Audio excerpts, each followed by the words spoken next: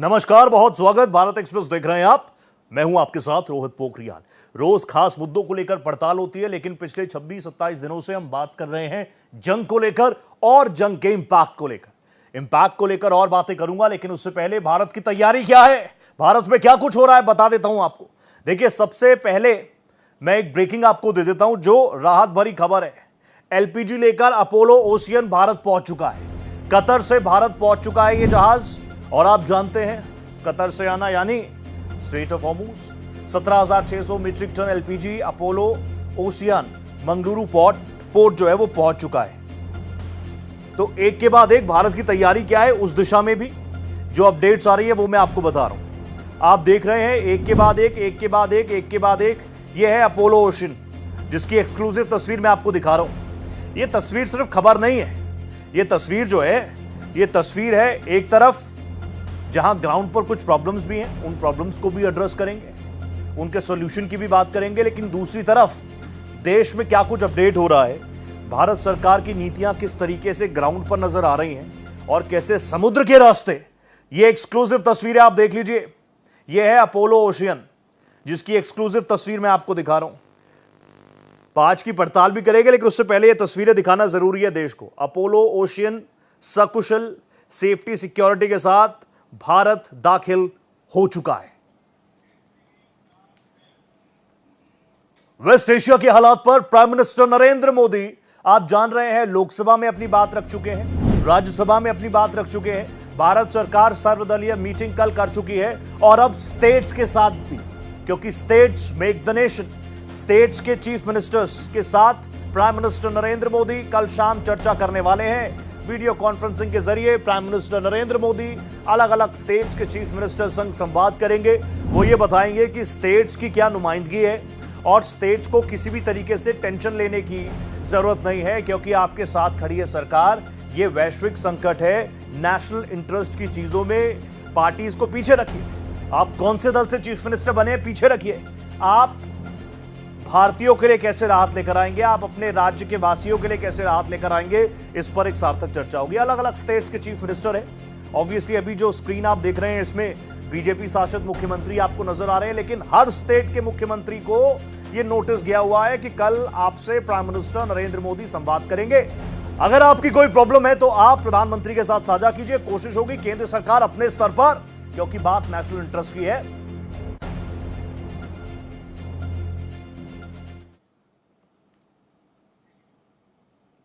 Apollo ocean पहुंच चुका है, लेकिन देश में अलग अलग जगहों से ऐसी तस्वीरें आ रही हैं कि लोग परेशान हैं। पेट्रोल पंप पर कतारें नजर आ रही हैं, गाड़ियां नजर आ रही है, और यह महज पेट्रोल के लिए या गाड़ियों के कतारों की बात नहीं है, यहां पर बात विश्वास की है। खबर उड़ी कि टैंक खाली होने वाले हैं, खबर उड़ी दाम आसमान छूने वाले हैं, और देखते ही देखते हिंदुस्तान में हाहाकार मच जाता है। सवाल यह है कि क्या वाकई तेल का कुआं सूख रहा है या फिर साजिश का वो तंत्र एक्टिव है। इसी पर करेंगे एक सार्थक चर्चा। रिपोर्ट देखिए।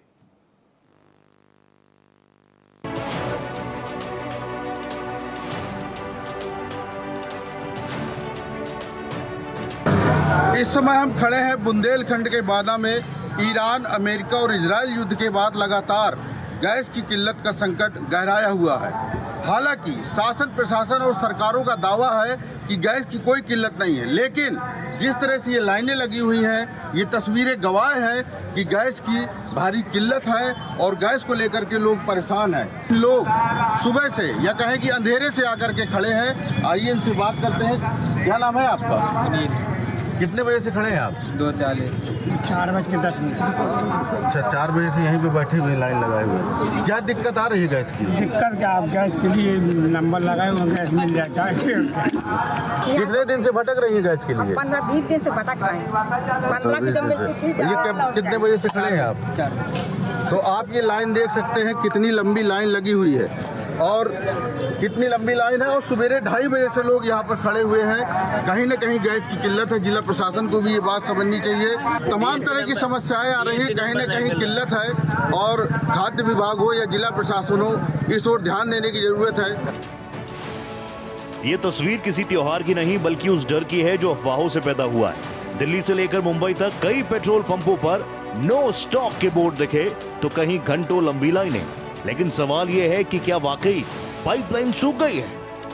फर्क तो काफी पड़ रहा है, लोग दहशत में हैं और ऐसा लग रहा है कि अगर ये युद्ध लंबा खींचा तो गैस और पेट्रोल और डीजल की काफी दिक्कत आ जाएगी। हालांकि सरकार पूरी तरह से कोशिश कर रही है किस तरह से जनता को किसी तरह कोई परेशानी ना हो। हाँ, सुबह से भीड़ है। एक्चुअली थोड़ा सा केओस है, लोगों ने व्हाट्सएप पे गलत मैसेज पहुंचाया है कि पेट्रोल अवेलेबिलिटी नहीं है और थोड़ा सा डिले भी है पीछे से। सच्चाई की बात करें तो भारत के पास वर्तमान में 60 दिनों का बफर स्टॉक मौजूद है, यानी अगर आज से एक बूंद तेल ना आए तब भी देश 2 महीनों तक दौड़ता रहेगा। भारत दुनिया का चौथा सबसे बड़ा रिफाइनर है। हम केवल तेल मंगाते नहीं बल्कि रिफाइंड पेट्रोल डीजल दुनिया को निर्यात करते हैं। अफवाह उड़ी कि खाड़ी देशों के तनाव से सप्लाई रुक जाएगी, लोगों ने पैनिक बाइंग शुरू कर दी। जहां दिन भर में 200 गाड़ियां आती थी वहां 2000 पहुंच गई। स्टॉक खत्म नहीं हुआ, बस रिफिल होने का समय नहीं मिला। सालाना 26 करोड़ टन कच्चे तेल को रिफाइन करने की कैपेसिटी उपलब्ध है और ये मैं इसलिए बताना चाहती हूँ क्योंकि पिछले 2 दिनों से हमने देखा है कि कई सारे क्षेत्रों में रिटेल आउटलेट्स या पेट्रोल पंप के बाहर लाइन देखी गई है और पैनिक बाइंग भी ऑब्जर्व की गई है। मैं देशवासियों को विश्वास दिलाना चाहती हूँ कि हमारे पास पेट्रोल और डीजल पर्याप्त मात्रा में उपलब्ध है। कहीं पर भी किसी पेट्रोल पंप पर कोई कमी नहीं है। तो सुना आपने, सरकार कह रही है भंडार फुल है, लेकिन जमीन पर कतारें लंबी है। लोगों को सियासी नारों और मुनाफाखोरों की अफवाह से बचने की जरूरत है। Bureau report, Bharat express. Delhi NCR के कई पेट्रोल पंप्स के आसपास मैं भी घूम के आया, वहां पर परिस्थितियां ठीक लगी, लेकिन उन चीजों को भी डिनाई नहीं किया जा सकता कि कई ऐसी जगह है जहां पर लोग लंबी लंबी कतारों में लगे हैं। वो आपने भारत एक्सप्रेस की रिपोर्ट में भी देखा। जो ग्राउंड से तस्वीरें आएंगी वही आपको मेरे शो पर नजर आएंगी, हमारे आपके इस चैनल यानी भारत एक्सप्रेस पर आपको वही तस्वीरें नजर आएंगी। एजेंडा, प्रोपेगेंडा सब पीछे। बात करूंगा, एक बहुत ही सार्थक पैनल मेरे साथ जुड़ रहा है। इसके अलावा ग्राउंड रिपोर्टर्स भी मेरे साथ लगातार बन रहे हैं। मेरे को जानकारी है, मेरे साथ रमेश जी जुड़े हुए हैं राजधानी दिल्ली से, मेरे साथ आशुतोष जी जुड़ रहे हैं राजधानी पटना से। इसके अलावा एक बहुत बड़ा पैनल, मैं जल्दी से पैनल की एक बार तस्वीर भी दिखा देता हूं। भूपेंद्र यादव जी हैं, प्रवक्ता भारतीय जनता पार्टी के। यश श्रीवास्तव जी हैं, प्रवक्ता कांग्रेस के। शरद कोहली साहब है, अर्थशास्त्री है। कैप्टन पुनीत मल्होत्रा सर हैं, पश्चिम एशिया एक्सपर्ट हैं। और जैसे मैंने आपको बताया, इन सब से संवाद करूंगा, लेकिन ये कुछ तस्वीरें पहले आप देख लीजिए। कच्चे तेल की सप्लाई, क्योंकि रोज प्रेस कॉन्फ्रेंस हो रही है, 60 दिनों तक के लिए कोई दिक्कत नहीं। एक बूंद तेल आना बंद हो जाए, 60 दिनों के लिए देश चलता रहेगा, कोई दिक्कत नहीं है। हमारी भंडारण क्षमता 74 दिनों की है। कच्चे तेल की बात कर रहा हूं। आप देखिए, क्रूड ऑयल जो आता है फिर उसको हम रिफाइन करते हैं। रिफाइनरी करने के बाद भी हम बहुत बड़े एक्सपोर्टर हैं उसके। तो ऐसे में परिस्थितियां ग्राउंड पर क्या है? सरकार कह रही है कि हम लोग तैयार हैं। आपने प्रधानमंत्री जी को सुना होगा, वो राज्यसभा में आते हैं, वो राज्यसभा में आकर कहते हैं वी आर प्रिपेयर्ड। वो लोकसभा में आके अपनी बात रखते हैं, वो बताते हैं वी आर प्रिपेयर्ड। हाँ, इस बीच ये भी बात कही गई, फिर ऑल पार्टी मीटिंग भी की गई। उस ऑल पार्टी मीटिंग में टीएमसी आई नहीं, कांग्रेस की तरफ से डेलीगेशन पहुंचा था। तारिक अनवर साहब को आपने सुना होगा। विपक्ष भी सेटिस्फाई नजर आया, कम से कम ऑल पार्टी मीटिंग में। लेकिन एक दूसरा पहलू भी है, मीडिया, सोशल मीडिया पे जंग चल रही है। एलपीजी, अभी मैंने आपको क्रूड ऑयल की बात की, अब एलपीजी भी देख लीजिए। रोज प्रेस कॉन्फ्रेंस हो रही है, बताया जा रहा है एलपीजी पर भी कोई संकट नहीं है। पैनिक बुकिंग से दिक्कत हो रही है। कई देशों से 800 टीएमटी एलपीजी पहुंच रहे हैं। 1 महीने की आपूर्ति, 30 डेज का हमने पहले से ही पूरा स्टॉक भरा हुआ है। पैनिक बुकिंग जो मैंने आपको बताया, ये सरकार की तरफ से बताया गया। कुछ दिनों में पैनिक बुकिंग एकदम बढ़ गई, जहां पर आप समझ लीजिए, फॉर एग्जांपल किसी एक एजेंसी पर ऑन एन एवरेज 500 सिलेंडर की आती होगी एक दिन में, वो एकाएक दुगनी हो जाए, तिगुनी हो जाए तो क्या होगा? तो दिक्कत होगी। मैं अपने सारे गेस्टों से आपका तारुफ करवा चुका हूं, लेकिन पहले मुझे एक बार, ये सारे गेस्ट एक साथ स्क्रीन पर नजर आ रहे हैं, सबको नमस्ते कर रहा हूं। लेकिन मैं सबसे पहले पटना हुआ हूं, फिर राजधानी दिल्ली, एक एक ओपनिंग में ले लूं, उसके बाद मैं अपने सहयोगियों को थैंक्स कहूंगा। मुझे बता दीजिए आशुतोष दा, राजधानी पटना में क्या कुछ हाल है? मैं तो आपके आगे पीछे देख रहा हूं, क्या है? सब कुछ ठीक चल रहा है? पहिए चल रहे हैं, थम रहे हैं? फ्यूल, एलपीजी सब ठीक है, नहीं है? देखिए, जहां तक एलपीजी की बात करें तो एलपीजी को लेकर हाहाकार जरूर मचा हुआ है। थोड़ी देर पहले मैंने एक रिपोर्ट फाइल की है पटना के महावीर मंदिर के नाम पर नैवेद्यम लड्डू बनता है और वहां इंडक्शन खरीद लिए पहली गए हैं बार उसके लिए। इंडक्शन चूल्हा का इस्तेमाल किया जा रहा है। Yes. वजह बताया गया है कि एलपीजी नहीं मिल रहा है हाँ। और कमर्शियल सिलेंडर की कमी की वजह से इंडक्शन चूल्हे का इस्तेमाल किया जा रहा ठीक है। है। जहां तक पेट्रोल पंप की बात करें, डीजल और पेट्रोल की बात करें, तो अभी पटना में वो स्थिति नहीं है। बिहार के परिप्रेक्ष्य में बात करें तो आप तस्वीरें साफ तौर पे देख सकते हैं। ये जगदेव पथ स्थित सबसे बड़ा पटना का पेट्रोल पंप है, जहां एकदम से सामान्य स्थिति में पेट्रोल डीजल सब कुछ मिल रहा है। हालांकि भय के वातावरण में तमाम लोग हैं, चाहे वो पेट्रोल पंप कर्मी हो या ग्राहक हो, सबके दिलो दिमाग पर यह डर है कि कहीं पेट्रोल की कीमत बढ़ ना जाए या पेट्रोल मिलने में मुश्किल ना हो। ऐसा फील हो रहा है कि कहीं पेट्रोल का दाम बढ़ ना जाए। बढ़ेगा, आज पेट्रोल का दाम बढ़ेगा। बढ़ेगा? कौन बताया? बोल रहे हैं वो कि पेट्रोल का दाम बढ़ेगा। पेट्रोल का दाम बढ़ेगा, मतलब इसीलिए आए हैं पेट्रोल भराने? हाँ, इसीलिए हम डलवा रहे हैं। इसीलिए डरवा रहे हैं। तो एक वातावरण क्रिएट होता है। आशुदा, इन लोगों को बता दीजिएगा, अफवाह ना फैले ना फैलाए, बढ़ेगा तो देख लेंगे। प्रीमियम पेट्रोल बढ़ा है 2 रुपए 30 पैसे देश में, वो हम देख ही रहे हैं, लेकिन अफवाह ना फैलाए। लेकिन आपके आसपास तस्वीर बता रही है कि सारी चीजें अभी नॉर्मलाइज चल रही हैं। अभी कम से कम राजधानी पटना में कोई पैनिक सिचुएशन नहीं है। जल्दी से दिल्ली का हाल भी देख लेते हैं। रमेश जी, क्या हाल है दिल्ली का? देखिए, दिल्ली में जिस पेट्रोल पंप पे मैं खड़ा हूं वो समान स्थिति है, कोई आपाधापी नहीं है। टैंकर लगा हुआ है, मैं कैमरामैन धर्मेंद्र जी से कहूंगा कि दिखाएं। टैंकर लगा हुआ है, तेल आ रहे हैं पर्याप्त मात्रा में, पर जो असली स्थिति है वो यहाँ के कर्मचारी बताएंगे। क्या यहाँ पे लोग पैनिक बाइंग कर रहे हैं, ज्यादा तेल भरवा रहे हैं? सर, मेरे ख्याल से जो 500 का डला रहा था इस समय वो भी फुल करा रहे हैं गाड़ियों को। और कोशिश ये है कि हम लोग तो कह भी रहे हैं कि सर हमारे पास फ्यूल आ रहा है, लेकिन फिर भी कस्टमर मान नहीं रहे हैं, क्योंकि वो सोच रहे हैं कि हो सकता है ना मिले, इसलिए गाड़ियों को ज़्यादातर फुल करा रहे हैं। देखिए, सरकार लगातार, आप देखिए कि जो ऑल पार्टी मीटिंग हुई उसमें भी सरकार ने स्पष्ट किया, मंत्रालय से भी प्रेस कॉन्फ्रेंस में बताया गया कि 60 दिन का बफर स्टॉक है। उसके बाद भी दिल्ली के आसपास के जो इलाके हैं वहाँ स्थिति बिगड़ी है, वहाँ सुबह से लोग आ रहे हैं। यूपी में स्थिति और ज़्यादा खराब है, वहाँ पे लोग गैलन लेके आ रहे हैं, गैलन में तेल ले जा रहे हैं। कई जिलों में जिलाधिकारी ने मना कर दिया है कि गैलन में तेल नहीं देना है। पर जो स्थिति दिल्ली की है, जहाँ पे मैं इस समय उपस्थित हूँ, और आसपास के पेट्रोल पंप की, वो स्थिति सामान्य है। Thank you so much Ramesh ji, आप जुड़े। Thank you so much Ashutosh ji, आप जुड़े मेरे साथ। आप दोनों का विशेष आभार है। अभी और भी अलग अलग राज्यों से और सहयोगी मेरे जुड़ेंगे, तो भारत एक्सप्रेस के दर्शक हमारे साथ बने रहे। जहां 5 की पड़ताल में आप एक्सपर्ट्स की भी राय सुनेंगे, तो वहीं ग्राउंड पर हालात क्या है। अफवाह नहीं फैलनी चाहिए, भारत एक्सप्रेस यही कह रहा है। अफवाह नहीं, प्रॉब्लम है, प्रॉब्लम को एड्रेस कीजिए, एड्रेसल होगा, उसके बाद ही सॉल्यूशन होगा। कैप्टन साहब, मैं आपके साथ शुरुआत कर रहा हूं, नमस्ते कर रहा हूं, जय हिंद कर रहा हूं। कैप्टन साहब, प्लीज आप मुझे बताइए, Malhotra sir, middle east tension अब तो 27 दिन हो गए, 28 दिन होने को है, ये कितना असर इंडियन फ्यूल सप्लाई पर? सर, ऐसा है कि जहां तक मुझको लगता है कि जैसे हमारे जहाजों को धीरे धीरे we are getting a waiver from Iranian forces or Iranian Coast Guard through the Straits of Hormuz, जो कि एक bottleneck है। So मुझको ये जहां तक मैंने अपना देखा है, because if I go back from this perspective, way back in 1980, 1980 से 1987 तक जब ईरान इराक वॉर हुआ था, तब भी समथिंग सिमिलर सिचुएशन थी, लेकिन इतनी ग्रेव नहीं थी जितनी आज है। तब भी हम मतलब मैं VLCC कमांड करता था, VLCC we call very large crude carrier. उसमें जैसे एक टाइम में we can take around say about 2 million barrels the capacity of the vessel. तो अगर जैसे अभी मैंने कल परसों न्यूज में सुना कि हमारा एक एग्रीमेंट हुआ रशिया के साथ, 30 मिलियन बैरल आएगा, यानी 60 मिलियन बैरल आएगा, यानी 30 VLCC approximately I can allocate. So problem तो है, but I really salute the present government under the helm of Modi Sahab. Important. That they have managed to curtail the problem. Yes, there might be slightly a little bit shortage, but not much what I can foresee. Okay. However, I would like to also impress upon one very important point, Sir. which I think most of the channels are probably not covering up. Sir, please. एक तो हमारा bottleneck हो गया Straits of Hormuz. Done. Which goes leads us to the Persian Gulf and Arabian Sea. दूसरा bottleneck हमारा हो सकता है Bab al-Mandab Straits, which is leading from the Gulf of Aden to Red Sea. Yes. उसके बारे में कोई बात नहीं कर रहा, क्योंकि उसमें क्या है, because वहां से भी मैं बहुत बार ट्रैवल्स कर चुका हूँ in my 45 years of sea career. Sir. वहां पे एक साइड पे आपके हुतीस हैं, which are proxy to Iran. True. And दूसरी साइड पे सोमालियन पायरेट्स है.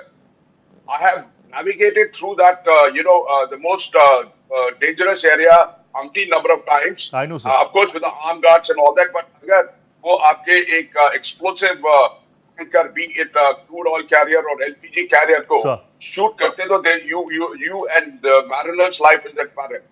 Now coming to the point, yes, I can foresee with what I see from my experience. There may be a little bit shortage here and there, but there won't be a grave situation. Taking into account the steps our government of India has taken, I really I'm grateful to them, sir. Perfect, sir. मैं जान रहा हूँ आपके बारे में, देखते हैं, पढ़ते हैं, और इसलिए मैंने अपने शो की ओपनिंग भी आपके साथ की. शरद सर आपके पास आ गए. शरद दा, एक बार फिर से आपको नमस्ते कर रहा हूं. आपके एक्सपर्ट एडवाइस में लगातार सुन रहा हूं, भले ही आप मेरे साथ जुड़े या ना जुड़े, आप कहीं और जुड़े, मेरे सहयोगियों के साथ जुड़े, आपकी बातों को मैं सुनता हूं. अब मुझे प्लीज आप बता दीजिए, आप लंबे वक्त से बता रहे हैं कि सारी चीजें सरकार अपने स्तर पर काम कर रही है. अब जो अलग अलग जगहों से अभी कल ही मुझे अपने पैनल पे कोई बोल रहा था कि आप वो शो देखिए, कोलकाता में ग्राउंड रिपोर्टिंग हो रही थी और कोलकाता में पेट्रोल पंप पर लंबी लंबी लाइनें लगी हुई थी. अब आप बता दीजिए क्राइसिस कैसा है, रियल है, परसेप्शन ड्रिवन है, कैसा है? नमस्कार रोहित, आपको, मेरे सह पैनलिस्ट को और भारत एक्सप्रेस के सभी प्रिय व्यूअर्स को. देखिए, 2 स्ट्रेट ऑफ हॉर्मुज है इस समय रोहित. अभी तक आपने एक सुनी होगी. हाँ जी. एक तो है ही स्ट्रेट ऑफ हॉर्मुज, जहां से भारतीय शिप्स को रास्ता मिलना शुरू हो रहा है, तो क्राइसिस आ गई. एक स्ट्रेट ऑफ हॉर्मुज ना हमारे देश के अंदर भी है. अच्छा. और इस स्ट्रेट ऑफ हॉर्मुज को कंट्रोल करते हैं काला बाजार वाले और होर्डिंग करने वाले. मेरे ड्राइवर से बात हो रही थी, मैं इस समय भी अभी कार में हूं. I can see that, sir. उसने मुझे बताया कि सर 6,000 रुपए का सिलेंडर मिल रहा है, वो गुड़गांव में रहता है. मैंने कहा भैया 6,000 रुपए का सिलेंडर कौन दे रहा है, जरा मुझे मिलवाओ. मैंने कहा कहां मिलता है? कहता है जब सिलेंडर आता है कंपनी से और ट्रक से जो लोग उतारते हैं वहां पर आके और डिस्ट्रीब्यूटर के पास जाता है, वहीं से ये काला बाजारी शुरू हो जाती है. ठीक है. तो 2 स्ट्रेट ऑफ हॉर्मुज हैं यहाँ पर. एक तो जो लोग पैनिक बाइंग कर रहे हैं वो एक आंतरिक स्ट्रेट ऑफ हॉर्मुज बना रहे हैं. ठीक है. जो लोग पैनिक बाइंग करके अफवाह, हमने अभी जो आपके पटना के संवाददाता थे बात कर रहे थे, वो कहते हमने सुना है, हमने सुना है, वो कह रहे थे. अरे भाई, आपने सुना है, कौवा कान ले गया, देखो तो सही कान लगे हुए भी है कि नहीं है. कौवे के पीछे वाले भागने लग गए, आपके कान तो यहीं लगे हुए हैं, आप कौवे के पीछे भागने लग गए. तो मुझे लग रहा है पहले ये ध्यान रखना है कि अफवाहों में नहीं आना है, नंबर 1. नंबर 2, मुझे लग रहा है प्रशासन को रोहित थोड़ी सी और सख्ती की जरूरत है. बहुत सारे कालाबाजारियों पर, होर्डिंग करने वालों पर कार्रवाई पिछले कुछ हफ्तों में हुई है, पर ऐसा लग रहा है कि वो बाज नहीं आए.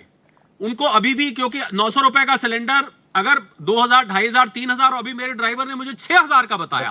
मैंने उसको कहा है कल वो मुझे लेकर जाएगा. कौन 6,000 का है जो सिलेंडर दे रहा है, उसको पहले तो उसको पकड़ के बंद करवाएं. तो मुझे लग रहा है जो राज्य के प्रशासन है रोहित, ये जो स्ट्रेट ऑफ हॉर्मुज बना हुआ है ना हमारे यहाँ, ये स्ट्रेट ऑफ हॉर्मुज पहले खुलना जरूरी है. राज्य के प्रशासन को तुरंत कार्रवाई करनी चाहिए, क्योंकि वाकई में सप्लाई एंड से कोई शॉर्टेज नहीं है. बार बार पेट्रोलियम सेक्रेटरी कह रही है कि शॉर्टेज नहीं है. अब अगर आप देखिए, जिस शख्स के एक सिलेंडर है और अभी वो सिलेंडर 3/4 भी खाली नहीं हुआ है, 1/4 भी खाली नहीं हुआ, वो दूसरा सिलेंडर लेने पहुंच जाता है. तो नेचुरल बात है, अगर 55 लाख सिलेंडर हमारी पर डे डिमांड है, तो बढ़ के 80 लाख से ऊपर चली जाती है. तो शॉर्टेज तो आपको आएगी. यही हाल पेट्रोल. तो मुझे लग रहा है एक तो लोग पैनिक बाइंग ना करें, एक प्रशासन सुदृढ़ हो जाए. अगर ये 2 चीजें हो जाती हैं, आपको बिल्कुल सामान्य हालात नजर आएंगे. ये बहती गंगा में रोहित जो हाथ धो रहे हैं ना, उनको पकड़ के जेल में बंद कर देना चाहिए. I think these are the people. एक अंग्रेजी में कहावत होती है, make hay when the sun shines. ये लोग मौके का फायदा उठा के ये लोग लोगों से पैसा बना रहे हैं. बेचारे गरीब लोग अपनी कमाई, जो 900 रुपए का सिलेंडर लेते थे, वो 6,000 में सिलेंडर ले रहे हैं. बहुत ही शर्म की बात है कि मुसीबत में कोई लोग पैसा कमा रहे हैं. और मैं तो यकीन मानिए, मैं तो यही इल्तजा कर रहा हूं अपने दर्शकों से कि आप मल्होत्रा सर को सुनिए, आप शरद दा को सुनिए. शरद दा कह रहे हैं, उनका ड्राइवर कह रहे हैं, वो खुद कह रहे हैं कि कल मैं जाऊंगा, मैं देखूंगा कहां पर ऐसी व्यवस्थाएं. ये जागरूकता चाहिए. अब मैं सीधा, क्योंकि अब तो एक्सपर्ट्स राय हो ही गई है, पॉलिटिकल राय भी देख लेते हैं. भूपेंद्र दा, आ रहा हूं आपके पास. एक बार जरा यश भाई का ओपनिंग ले लूं मैं, क्योंकि आप सत्ता में हैं और ऑल पार्टी मीटिंग भी हो गई कल. कांग्रेस भी और जो विपक्ष के तमाम लोग हैं आपकी बातों से सहमत हुए, कम से कम अंदर से ये खबर निकल कर आई है. अब मैं यश से जान लेता हूं. एक तो यश, कैसे हो तुम? बहुत दिनों बाद मुझे नजर आए. All good, all well? और दूसरा मुझे बताओ, प्रधानमंत्री जी राज्यसभा में कह रहे हैं इंडिया इज प्रिपेयर्ड, लोकसभा में कह रहे हैं India is prepared, all party meeting में सबको बुलाया, सबकी साथ, सबकी राय भी ली, कांग्रेस से भी पूछा होगा लंबे वक्त तक आपने देश की सेवा की है कि भैया ऐसी परिस्थितियों में क्या किया जाए। और ग्राउंड से फिर वैसी भी तस्वीरें आ रही, मैं झूठ नहीं बोलूंगा, कई कई जगहों पर ऐसे पेट्रोल पंप है जहां लाखों की लोग कह रहे हैं कि हम चाहिए, हमें चाहिए, हमें चाहिए, मिल नहीं रहा, मिल नहीं रहा, मिल नहीं रहा। रोहित, जनता की सेवा तो आज भी कांग्रेस ही कर रही है। बीजेपी वाले सिर्फ अपना घर भर रहे हैं और इनके बच्चे जो हैं वो एक के बाद एक पीडोफाइल निकल के सामने आ रहे हैं। सोहम नायक अभी लेटेस्ट है, और अभी आज एक बाबा की भी खबर आई है, वो नरबलियां करवाता है या करता है। तो कांग्रेस वाले ही हैं जो देश की सेवा कर रहे हैं, बीजेपी वाले चोर हैं।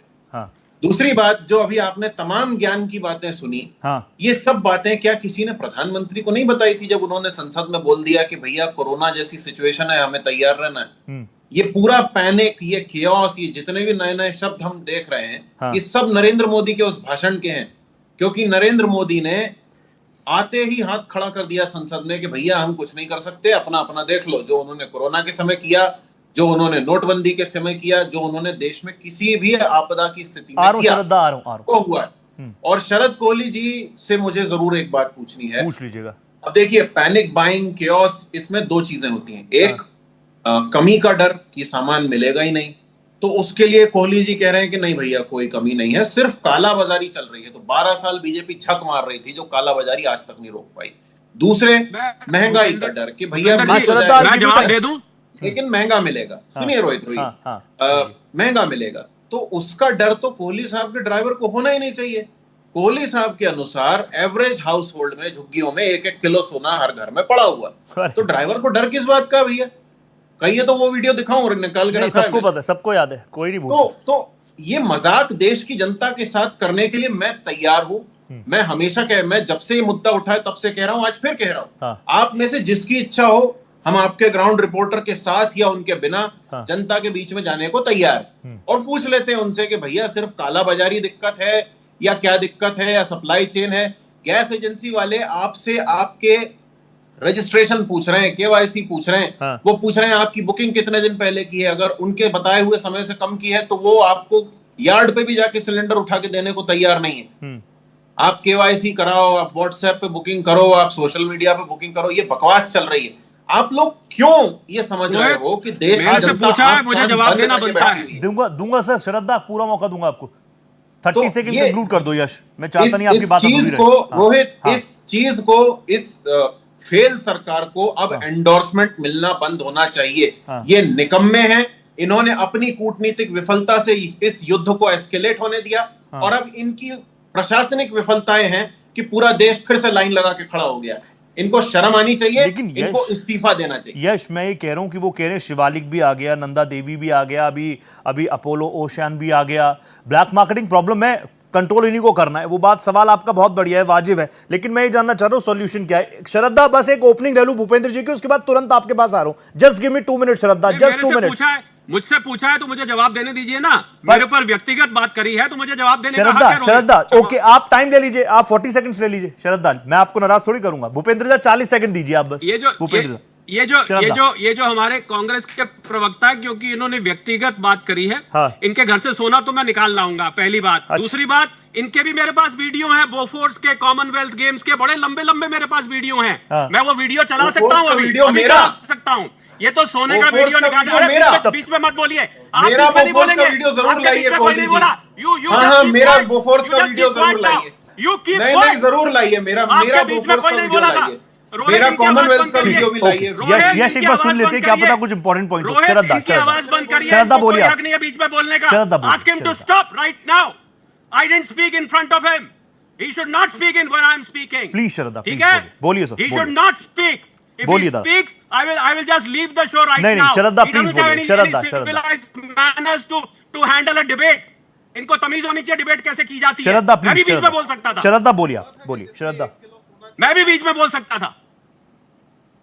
बोलिए श्रद्धा, बोलिए। प्रधानमंत्री जी ने क्या बोला है? प्रधानमंत्री जी ने पहली बार कि सरकार के किसी बड़े ओहदे के व्यक्ति, वो भी प्रधानमंत्री ने यह स्वीकार किया कि अगर यह समस्या लंबी चलती रहती है तो दिक्कत होगी। अगर यह समस्या, क्योंकि 60% हम अपना गैस बाहर से लेते हैं, 87% हम क्रूड बाहर से लेते हैं, अगर यह समस्या लंबी चलती रहती है तो एक परिस्थिति संकट की खड़ी हो सकती है।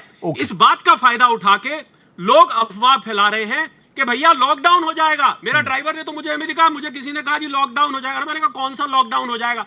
लॉकडाउन हो जाएगा, पेट्रोल डीजल के दाम आसमान पे चल जाएंगे। अरे छोड़िए, वीडियो मैंने निकाल दिया ना, तो तुम्हारी पोल खुल जाएगी। अभी ये वीडियो मैंने निकाल के दिखा दिया बोफोर्स का। मैं निकालता हूँ बोफोर्स का वीडियो अभी, क्योंकि ये सोने पे जा रहे हैं। अरे बीच में मत बोलिए, ये सोने पे जा रहे हैं ना, तो मैं बोफोर्स का वीडियो निकालता हूं, मैं कॉमनवेल्थ गेम्स का वीडियो निकालता हूं, अभी निकाल के यहां चलाता हूं कि कितने करोड़ का घोटाला किया है, कितने करोड़ का घोटाला किया है। और इनका भी वीडियो निकालूंगा मैं, इनके घर से सोना निकालूंगा मैं 1 किलो, इनके घर से 10 किलो सोना निकालूंगा। श्रद्धा, ठीक है, ये वीडियो दिखाना चाहते हैं, इनका सोना मैं अभी निकाल के दिखाता हूँ। मेरा वीडियो झूठा नहीं था। श्रद्धा, अभी भी सोना पड़ा हुआ है। Shraddha, I am very fond of you. मैं तो हमेशा आपका लुक, आपके स्टाइल, इन चीजों को देखता हूं। आपको इतना हाइपर होना ही नहीं है। आपकी बातें देखिए, यश भूल ही नहीं पा रहे हैं। आपने जो बात कह दी वो नहीं भूल रहे, तो समझिए कितनी आपकी बातों को कितना सीरियसली लेते हैं यश भाई। मैं श्रद्धा वाला जब अगर बदतमीजी करेगा, नहीं कोई बदतमीजी नहीं, व्यक्तिगत होगा। नहीं, मैं तो इनको जानता भी नहीं, इनकी क्या औकात है। नहीं Shraddha please, Shraddha I come back to you. मैं भूपेंद्र जी के पास, भूपेंद्र जी देखिए, भूपेंद्र जी मुस्कुरा रहे हैं। भूपेंद्र जी कह रहे हैं आज मेरा काम श्रद्धा कर रहे हैं। भूपेंद्र दा, मुझे श्रद्धा तुरंत आ रहा हूं आपके पास। शरद सर प्लीज आ रहा हूं। शरद सर मैं आपको ऐसे नहीं देख सकता। मैं आपको बताऊं, पक्का श्रद्धा। अब भूपेंद्र जी भारतीय जनता पार्टी, भूपेंद्र जी मुझे बताइए तैयारी कितनी सरकार की? ऑल पार्टी मीटिंग भी हो गई। मैंने तो अपने शो में ब्रेकिंग भी पढ़ दी कि प्रधानमंत्री जी कल चीफ मिनिस्टर संग भी बात करेंगे। तैयारी कितनी है? तैयारी कितनी मजबूत है? और जो लोगों के बीच में बातें जा रही हैं कि भैया पेट्रोल महंगा हो जाएगा, भैया सिलेंडर मिलेगा कि नहीं मिलेगा, ये अफवाह गैंग को कैसे रोकोगे? और इसको अफवाह ही मान रहे हो कि ग्राउंड पर जो लंबी लंबी कतारें उसको पूरी तरीके से बीजेपी डिनाई करती है कि नहीं ऐसा नहीं है? देखिए बात ऐसा है रोहित जी कि हमारे देश के अंदर में आदरणीय नरेंद्र मोदी जी जब से प्रधानमंत्री बने हैं, रे भाई, ये कांग्रेस का 55 साल का जो कुशासन था, अब उन लोगों को जो है ना छाती पर जो है ना गरीब का बेटा प्रधानमंत्री बन गया।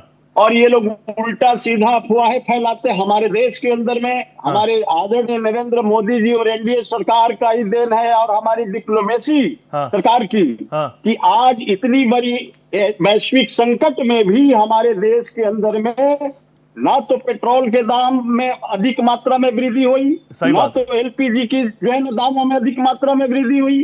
अब देख लीजिए रोहित जी, बगल के देशों में अब चले जाइए, चाइना में 10% की वृद्धि हो गई पेट्रोल और डीजल पर। सही बात है। अब चले जाइए पाकिस्तान में 20-22% की वृद्धि हो गई। चले जाइए इतने बड़े देश, पूरे वर्ल्ड का सबसे बड़ी जो शक्ति मानी जाती है अमेरिका, वहां पर जो है ना 14% की वृद्धि हो गई।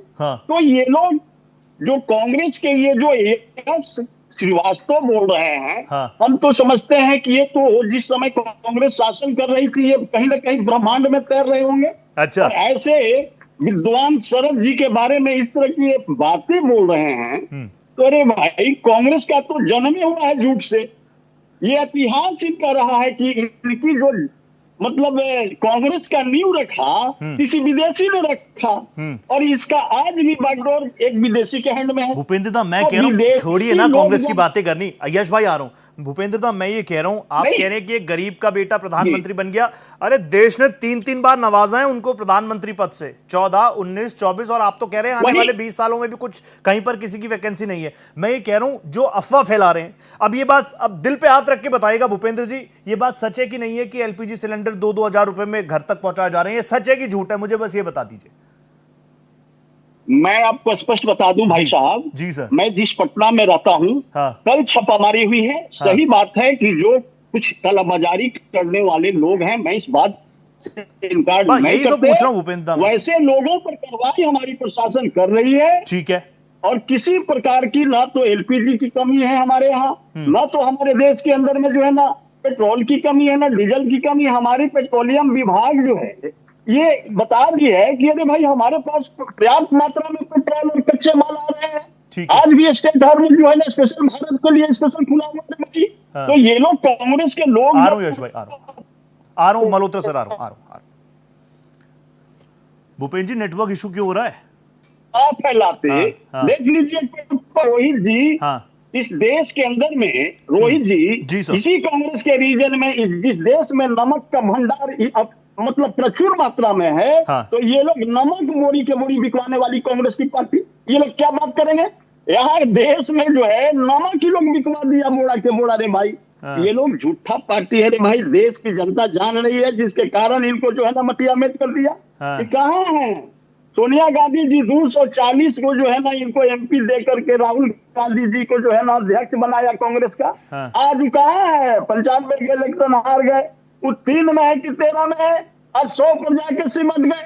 तो ये झूठ बोलने का नतीजा है। जनता को गुमराह नहीं करना चाहिए। हमारी देश की सम्मानित जनता एकदम मुस्तैद है रे भाई। और जब वैश्विक संकट आती है रोहित जी तो थोड़ा बहुत दिक्कतें आती है। और उसमें हमारे देश के प्रधानमंत्री आदरणीय नरेंद्र मोदी जी की जो डिप्लोमेसी है वह एकदम कारगर है रे भाई। और हम पूर्ण रूप से 140 करोड़ सम्मानित जनता के लिए पेट्रोल, डीजल और जो भी एनर्जी की जरूरत है वो सारी चीजें उपलब्ध है मेरे भाई रोहित जी। किसी प्रकार की दिक्कत नहीं है। ये अफवाह फैलाने वाले लोग, ये लोग अफवाह फैलाएंगे, लेकिन प्रशासन हमारी काम करेगी। जो भी कलाबाजारी करेंगे उनको पकड़ करके जो है ना अरेस्ट करके उनको जो है ना सजा दिलाने की काम करेगी। नजीर पेश कर दीजिए। मैं तो यही चाह रहा हूं, मेरे को मल्होत्रा सर तुरंत आ रहा हूं। यश भाई आपको भी तुरंत मौका दे रहा हूं। रवि मुझे नजर आ रहे हैं लखनऊ से, सिर्फ मुझे 2 मिनट दीजिएगा Malhotra sir, just 2 minutes 120 seconds. Ravi आसपास क्या माहौल है लखनऊ में, बता दीजिए। जी बिल्कुल, रसोई गैस को लेकर लोग थोड़े परेशान जरूर, लेकिन उसके लिए सरकार सख्त है। लेकिन पेट्रोल पंप की अगर बात करें तो तस्वीरें राजधानी लखनऊ के पेट्रोल पंप की है और आप देख सकते हैं कि लंबी लंबी लाइनों में यहाँ पे लोग खड़े हुए हैं। पेट्रोल और डीजल को लेकर लोग लगातार आ रहे हैं और बड़ी संख्या में लोग हैं। लोगों को मन में तमाम तरह के सवाल चल रहे हैं। क्या बात है, भीड़ क्यों लग रही है? भैया हम पागल हो गए, पागल आपके अखबार से। बताइए क्यों ये भीड़ क्यों? पेट्रोल के चक्कर में भीड़ है। पेट्रोल तो मिल ही रहा है ना, मुश्किलों तो मिल रहा है। क्यों कहा जा रहा है? क्या कोई समस्या है? बताइए भाई साहब, क्या समस्या है? पेट्रोल पे क्यों नहीं भीड़? अब बता नहीं सकते सर, जैसा देखा जा रहा है। अरे सर पेट्रोल के लिए लगी हुई भीड़, इस समय क्या किया जाए, दिक्कत चल रही है। रवि जल्दी से पूछो, इनके मन में डर है क्या कि पेट्रोल खत्म हो रहा है, डीजल खत्म हो रहा है? बस क्या कोई डर है क्या पेट्रोल को लेकर? डर का कोई नहीं है। डर किस बात का? यही होगा कि गाड़ी खड़ी करनी पड़ेगी। पेट्रोल तो है ना पर्याप्त? पेट्रोल तो है पर्याप्त, मगर भीड़ तो देखो। भीड़ क्यों हो रही है भाई साहब? ये पेट्रोल पंप में भीड़ क्यों है इतनी सारी? मुझे नहीं पता सर। बताइए क्या समस्या है? समस्या भैया आप बताएंगे। आप इतनी जगह आपसे जानना चाह रहे हैं ना कि यहाँ पर लोग बड़ी संख्या में दूर तक लाइन लग रही है। अरे भैया हमको पता नहीं क्यों लग रहे हैं। ये जनता आप बताएंगे, आप 10 जगह जाके हैं, जो जनता ने बताया आप बता दीजिए हमको। हम खुद ही जानना चाह रहे हैं आपसे। भीड़ को देख के यहाँ पर लोग आए हुए यहाँ पे, और ये बताइए भीड़ क्यों है? अरे ये भैया पेट्रोल के लिए वो हो रहा है। सवाल है मन में। अभी देखिए कितनी लाइन लगी हुई है, एक लगी हुई है मन में। संशय है, मन ये हो रहा है कहीं ईरान को अटैक ऐसा हो रहा है तो अभी लड़ाई नहीं रुक रही है। और हम जो चाहेंगे ईरान वगैरह से लड़ाई रुक जाए तो हम लोगों के लिए सहूलियत हो जाए। पेट्रोल डीजल की कोई दिक्कत तो है नहीं? मतलब ये दिक्कत तो इनको नहीं होनी चाहिए, मगर सरकार करीब 75 दिन का है और यहाँ तो मालूम पड़ा है यहाँ 75 दिन में 2 दिन में ही खत्म हो जाएगा। ये लग रहा है कि मन में डर है लोगों के। रवि लोगों के मन में डर है। पेट्रोल पंप पे लंबी लंबी कतारें हैं। ये रिपोर्ट्स लगातार मैं आपको दिखाता रहूंगा। रवि थैंक यू कर रहा हूँ, आपको बहुत धन्यवाद। तस्वीर आपने दिखा दी। मल्होत्रा सर एक बात तो सच है, 28 फरवरी से ये एस्केलेशन शुरू हुआ, ये टेंशन शुरू हुआ, डायरेक्टली इनडायरेक्टली हर कोई इससे प्रभावित हो रहा है। लेकिन आम पेट्रोल डीजल रेट वही है, बहुत ज़्यादा फर्क तो आया नहीं। जो पेट्रोल मैंने अपनी गाड़ी में 28 तारीख को डलाया, अब प्रीमियम पेट्रोल 2 रुपये 30 पैसे बढ़ा है, वो वैसे भी आम दिनों में 5 रुपये ज़्यादा ही रहता है। तो जब मैं अपनी सुपर बाइक में 5 रुपये महंगा पेट्रोल डलवा सकता हूँ नॉर्मल डेज में, तो 7 रुपये भी डलवा सकता हूँ। ये मैं अपनी बात बता रहा हूँ, ठीक है। जो नॉर्मल पेट्रोल है, जो सब लोग यूज़ कर रहे हैं, वो उसी रेट में मिल रहा है। सर एक तो इस चीज़ पर भी कमेंट कीजिएगा कि पेट्रोल डीजल के दाम तो अभी वही हैं जो 28 तारीख को थे या 26 तारीख को थे। अभी तक 1 महीना होने को है, कोई ऐसा नहीं है कि कोई कह दे 1 रुपया बढ़ा है या 2 रुपये बढ़े, नहीं बढ़े नॉर्मल पर। और आप काफी रूट्स के बारे में भी जिक्र कर रहे थे, प्लीज मुझे उस बारे में भी जानना है मल्होत्रा सर। पहले तो मैं 2 पॉइंट्स बोलना चाहूंगा, एंड विद ड्यू रिस्पेक्ट हाथ जोड़ के to all my panellists, to you, first and foremost I fully concur with Kohli साहब। कोहली साहब वेरी वेल सेड कि 2 स्ट्रेट्स ऑफ हॉर्मुज खुल गई है यहाँ पे। But do we realize as a mariner, मैंने 45-40 साल समुद्र में दिए हैं। I know sir। चाहे वो 1987 का जो ईरान इराक वॉर था तब या अभी, we are known as second line of defense for the nation. कभी कुछ होता है तो we are standing by with the Navy, with all armed forces. We go through all those areas voluntarily. यानी जब हम जाते हैं तो हमको ये नहीं पता होता कि हम घर में वापस सीधे आएंगे या नहीं आएंगे. I know, sir. We volunteer to go into all these peril areas to serve the nation one way or the other. Sir. ठीक है sir. I salute you, Kohli साहब. You said very correct thing. You've hit the nail at the right spot. Number 2, जहां तक आप ये इसकी कह रहे हैं कि यहाँ पे प्रॉब्लम हो सकती है, मुझको नहीं लगता, क्योंकि हमारे पिछले कुछ दिन में 6-7 जहाज आ गए हैं. अब देखिए, हमारे फौजी होते हैं या हम होते हैं, हम बाहर की चीजों से फाइट कर सकते हैं. इंटरनली हमारे अलग से एक एजेंडा होता है, उसको government, I believe they are competent enough to handle it. दूसरा मैं ये कहना चाहता हूं कि जो ये वॉर हुआ, this was not warranted for, because देखिए ईरान, मैंने ईरानियन ऑफिसर्स के साथ सेल किया है, उनको ट्रेन भी किया है. एक होता है कल्चर, एक होता है एटीट्यूड.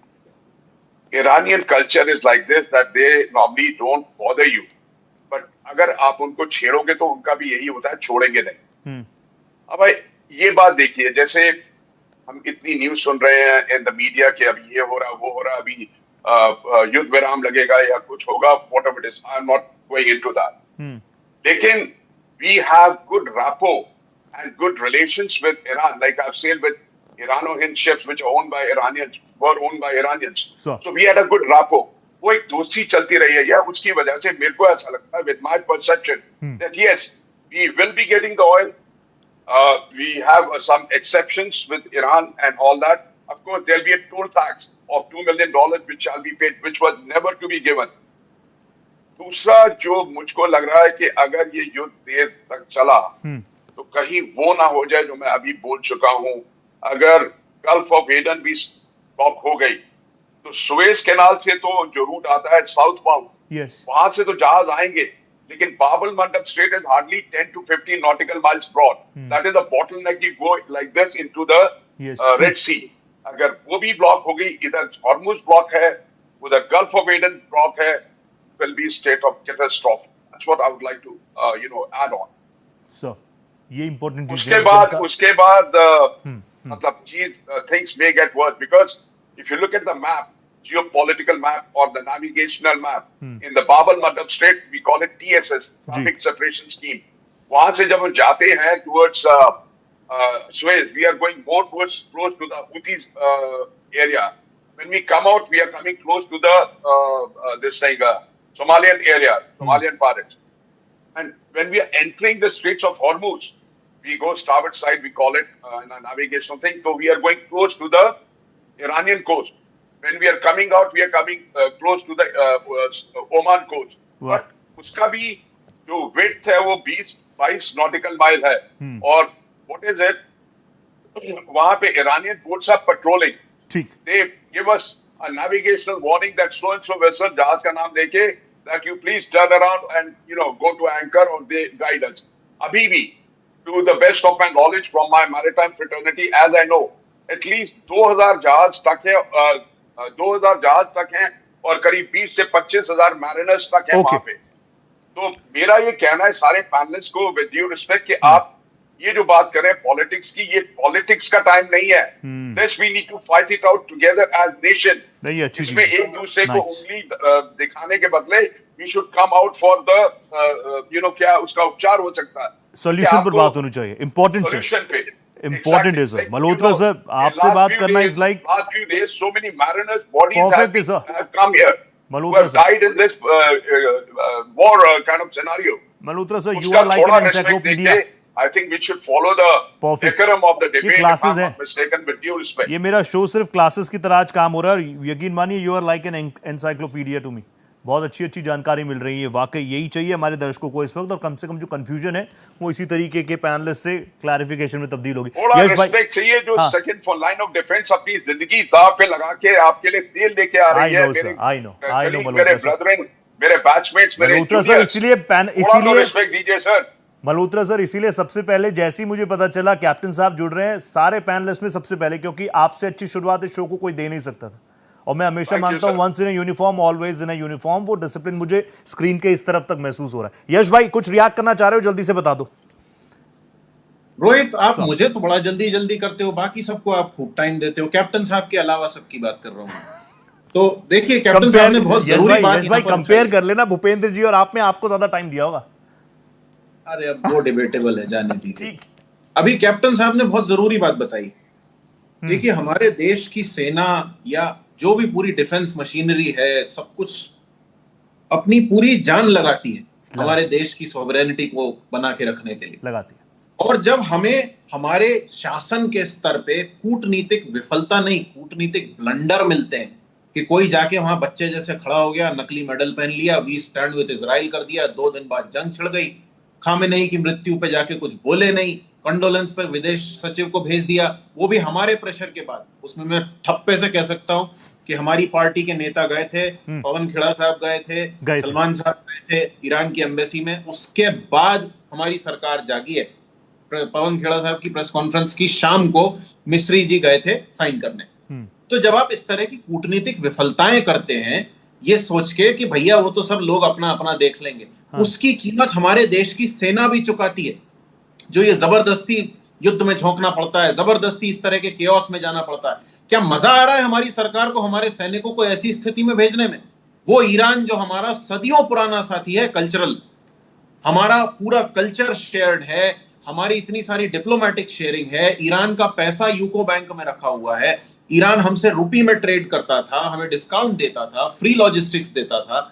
आज वो हमें डिस्काउंटेड ऑयल के लिए मना कर रहा है और हम इस बात पे खुशी मना रहे हैं कि कुछ गिनती के जहाज आ गए। यही इस सरकार की विफलता है। रोहित, यश क्या होना चाहिए था फिर? मैं ये जानना चाह रहा हूं, होना क्या चाहिए था? नहीं, होना ये चाहिए, देखिए अगर इस समय भूपेंद्र जी सुन लेंगे, क्या पता सरकार को बता दे आगे। भूपेंद्र जी क्या पता अच्छी बात कर रहे हो। यश भाई बोलिए, बोलिए यश भाई।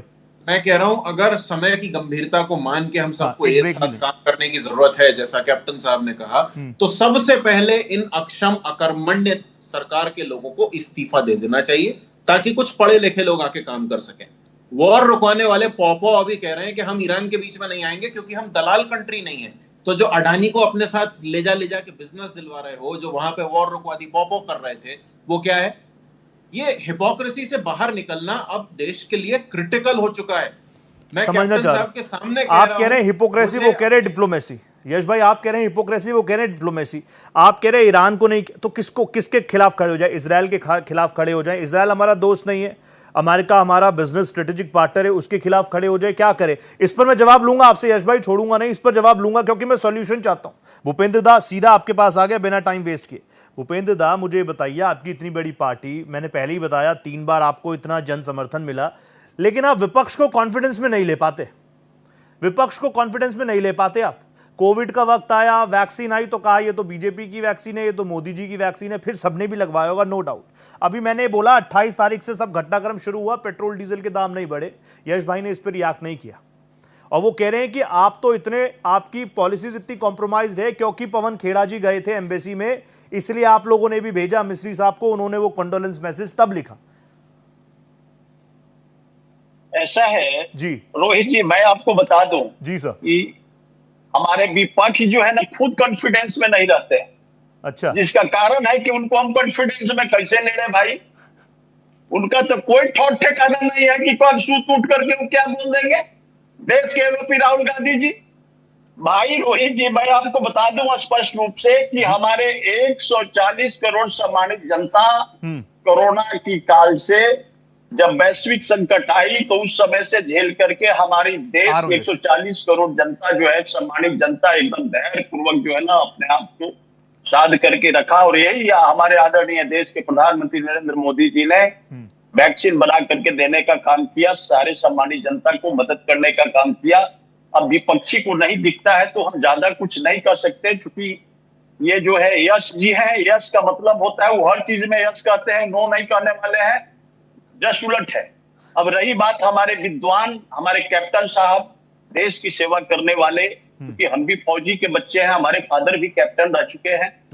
तो कहने का मतलब है कि एक फौजी ही फौजी का, चूंकि रोटी खा चुके हैं उनका, तो ऐसे लोग, देश के ये लोग हमारे डायनेमिक पर्सनालिटी हैं। तो वैसे लोगों का ये देख लीजिए, यश जी कैसे कैसे बोलते हैं, और हमारे अर्थशास्त्री से इकोनॉमिस्ट इतने बड़े विद्वान, उनके बारे में किस तरह के बोलते हैं। तो देखिए इनका जस्ट जो है ना, राहुल गांधी जी का जितना दिमाग है उतना ही दिमाग इन लोगों का प्रवक्ता के पास है। भूपेंद्र जी आप कह रहे हैं देशताओं को चैलेंज करने पे आया तो ये रोते हुए भगेंगे अभी, जैसे कोहली जी गए हैं। इनको अपनी जुबान पे लगाम लगाना चाहिए। बीच में नहीं बोला था, तो मैं इनको जाहिर शब्द का मतलब समझाऊंगा अभी। अरे यार मेरा नाम जो हिंदी में है उसको अंग्रेजी समझते हैं, हमें ज्ञान दे रहे हैं। सुनने की शक्ति रखो, देश की जनता की की तरह तमाशा मचाना बंद करो। देश नहीं दिया। अच्छा ठीक है, वन बाय वन तुमको जनादेश मिला नहीं है, तुम पोजीशन में कॉन्फिडेंस की जरूरत नहीं है। तुम्हारा राहुल गांधी देश का नॉनसेंस। अच्छा यश मैं आपको मौका हिलाने वाला आदमी है, भूपेंद्र ये गलत चीज है। भूपेंद्र दा मैं कह रहा हूं विपक्ष कॉन्फिडेंस में हो ना हो, आप कॉन्फिडेंस से मेरे दर्शकों को बोल दीजिए देश में पेट्रोल डीजल एलपीजी की कोई कमी नहीं है, जो काला बाजारी है वो जल सलाखों के पीछे होंगे, ये बोल दीजिए। एकदम रोहित जी, मैं आपके चैनल के माध्यम से बताना चाहता हूं कि हमारे देश के प्रधानमंत्री नरेंद्र मोदी जी का ही डिप्लोमेसी के वजह से अभी हमारे देश के अंदर में 140 करोड़ सम्मानित जनता को ना तो एलपीजी की कोई कमी होगी, ना तो पेट्रोलियम का कोई कमी होगा, ना तो कोई डीजल की कमी होगी, किसी प्रकार की एनर्जी से दिक्कत नहीं होगी हमारी भारत जैसे देश को। जिस देश का प्रधानमंत्री आदरणीय नरेंद्र मोदी है तो वह मुमकिन है। विपक्षी चाहे जितना अफवाह उड़ाते रहे, इनकी अफवाहों में देश की जनता ना आए। हम ये रिक्वेस्ट करेंगे देश के 140 करोड़ सम्मानित जनता से, वो कह रहे हैं मोदी है तो मुमकिन है, कोई प्रॉब्लम नहीं होगी, कोई दिक्कत नहीं है। यश भाई, यश बोलेंगे अब। यश रोहित, अगर आप, मैं और भूपेंद्र यादव जनता के बीच में खड़े हैं और जनता एलपीजी या पेट्रोल की लाइन में खड़ी है, तो क्या उसके सवालों का जवाब यह है कि कांग्रेस पार्टी के पास इतनी सीटें हैं और इतिहास में ऐसा हुआ वैसा हुआ? नहीं है। मैं तैयार हूं, आप में और भूपेंद्र चलते हैं पब्लिक के बीच में। मैं बोलूंगा कि भैया क्राइसिस है, बड़ी तकलीफ है, मुझे आप लोगों की सहानुभूति है। भूपेंद्र यादव पब्लिक के बीच में करके दिखा दे तो मैं अपना ये काम अफवाह फैलाना बंद कर। इनके खां की दम नहीं है कि खड़े हो जाएं। इनके सारे जाहिल नेता कोशिश कर रहे हैं, या कहीं के कॉन्क्लेव में बैठे हुए हैं। जनता से इन बेवकूफों को कोई मतलब नहीं है। बेवकूफ आदमी बात करते हो? अरे भाई क्या बात करते हो? ठीक कीजिए भूपेंद्र यादव जी, मुंह ठीक कीजिए। कांग्रेस के रीजन में तुम्हारा तो जन्म नहीं था, कुछ नहीं आता है, कुछ नहीं आता है। यश भाई और भूपेंद्र जी के बीच में ऐसे ही रहेगा। एक conclusion, Malhotra sir, you will conclude my show. Malhotra sir, you will conclude my show. मुझको पता है सरकार में बहुत विद्वान लोग हैं, लेकिन एक चीज कहना चाहूंगा आपके माध्यम से। देयर आर ऑल्टरनेटिव रूट्स, जो आपने मेरे से पूछा था लेकिन बीच में बात आ गई तो मेरे जहन से निकल गया था। कोई बात नहीं सर। एक ऑल्टरनेटिव है कि यांगू ऑयल टर्मिनल जो कि रेड सी में पड़ता है, अभी आपके रेड सी में कोई ब्लॉकेट नहीं है, वहां से हम क्रूड ला सकते हैं। दूसरा Cabinda oil field which is in Angola, मैं वहां पे रह चुका हूँ। ठीक है sir. We call it FPSO, floating production storage off take. उसमें क्या होता है, VLCC, जैसे VLCC means very large crude carrier, से तेल निकाला जाता है समुद्र की सतह से, यानी सी बेड से। Done sir. और वहां से मैंने कल या परसों कहीं न्यूज में देखा था कि वहां से जहाज आ रहे हैं, लेकिन वहां से रूट करने में round the cape done captain takes around 40 to 45 odd days। Okay. Worst case scenario, अगर ये तो मेरा थोड़ा अप्रहेंशन है कि अगर ये क्या कहते हैं गल्फ ऑफ एडन भी ब्लॉकेट हो जाती है, क्योंकि अभी तक तो वहां से ला सकते हैं यांगू से, which is in Red Sea. Okay. दूसरा राउट जो है वो है Cabinda oil field which is in Angola, वहां पे बहुत फूड है और वहां से हम ला सकते हैं, लेकिन वहां पे ट्रैवर्स करने में 40 से 45 दिन लगते हैं। कैप्टन आपके साथ लंबा जाएगा। कैप्टन सर, मैं आपके साथ तो 1-to-1 भी कर सकता हूं, लेकिन अभी मुझे वक्त इतनी इजाजत दे रहा है। Really pleasure having you on my panel. Jai Hind कर रहा हूं सर आपको। Thank you so much. Yash भाई thank you so much. Bhupendra ji बहुत बहुत धन्यवाद, आप जुड़े मेरे साथ। तो पैनिक करने की जरूरत नहीं है, सरकार कह रही है काम कर रहे हैं, ग्राउंड पर काम हो रहा है, ग्राउंड पर भीड़ भी है, उसको भी एड्रेस करना बहुत जरूरी है। विपक्ष मजबूती के साथ इन मुद्दों को उठाता रहे, स्पेस हम देते रहेंगे। फिलहाल इतना ही, नमस्कार।